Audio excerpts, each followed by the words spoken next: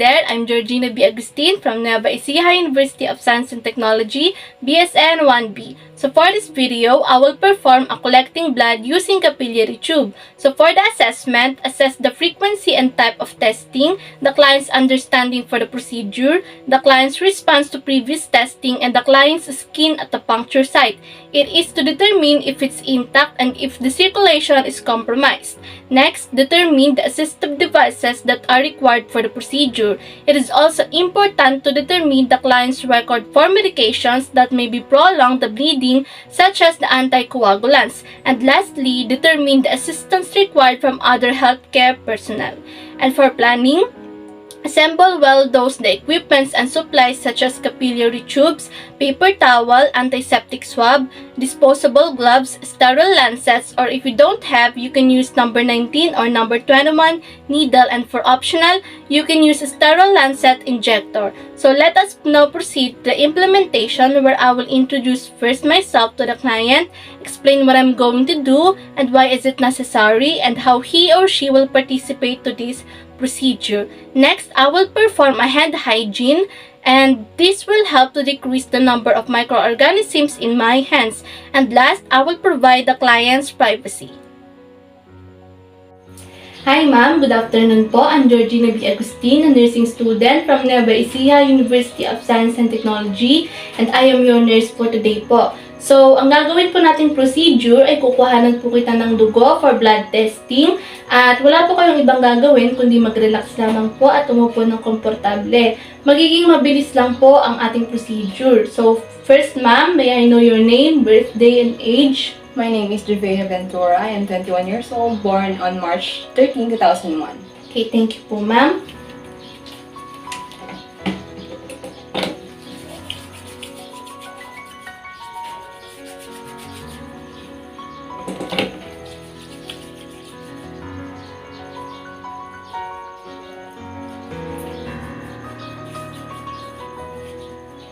Okay, so after that, obtain a capillary tube and lancet from a container into a clean, dry paper towel.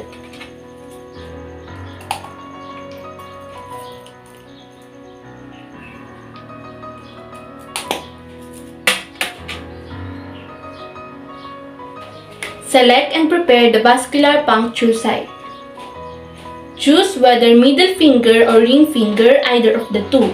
Clean the vascular puncture site and leave it to dry.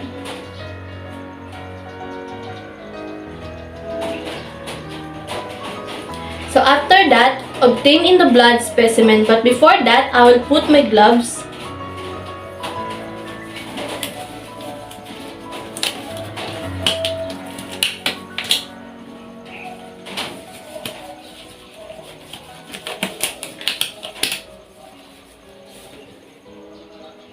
Prick the site with lancet or needle in a dart motion. So, ma'am, at the count of 3, relax lang po. 1, 2, 3. Wipe away the first blood.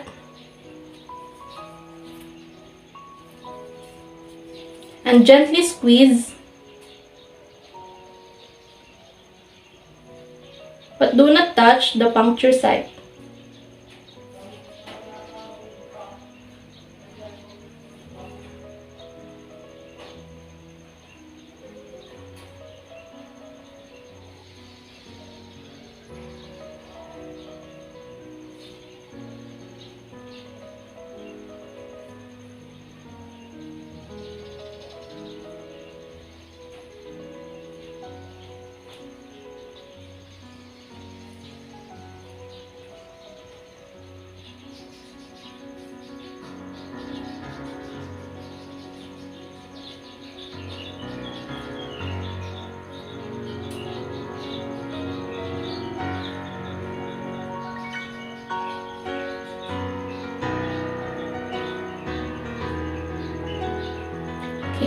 So after that, ask a client to apply pressure using a clean, dry cotton ball.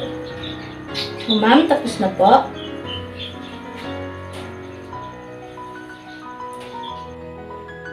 For evaluation and documentation, send the specimen to the laboratory immediately along with the laboratory order form. Put off gloves and perform another hand hygiene.